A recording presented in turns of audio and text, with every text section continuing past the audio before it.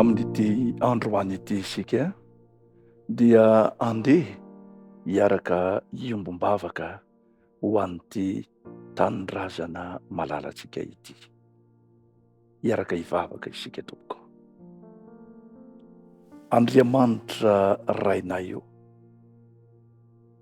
ny dera sy ny saotra, ny laza ary ny voninahitra dia asandratray ho anao mandrakariva. Anao efa hatrin'ny taloha izany, anao izany ankehitriny, eny mbola ho anao rahatrizay mandrakizay.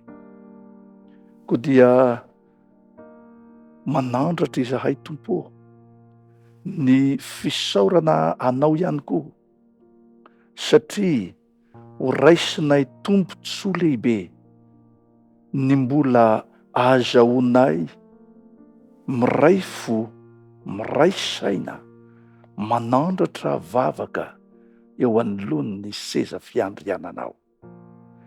Koa ankehitriny ary Ray malalo, mitalao aminao zahay, enoy ny vavaka asandratray.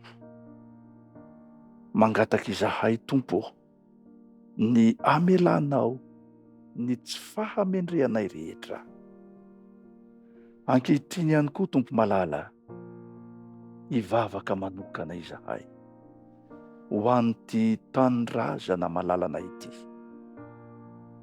Napetrakao eto amin'ity Madagasikara ity izahay, avelanao hiaina sy hivelona ary hitombo eto. Misaotranao ny amin'izany Tompo malala. Mangataka anao zahay, ianao lay nahary mandanja ny zavatra rehetra entinay miharihary eo am-pelatananao ity firenena ity. Madagasikara malalanay izay hiaran'ny fiovaovan'ny toetrandro, izay miteraka fahasimbana sy fahampitehana ihany koa izany.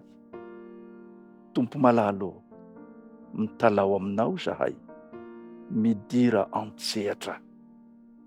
Aoka ho tany honenana tokoa anie ity firenena ity. Azahoanay migoka ny hatsaranao, hatsapanay ny fitantananao mahagaga. Koa meteza an'olon-tsainanay, azahoanay manana fahaiza-miaina araka ny sitraponao eto amin'ity tany malalana ity.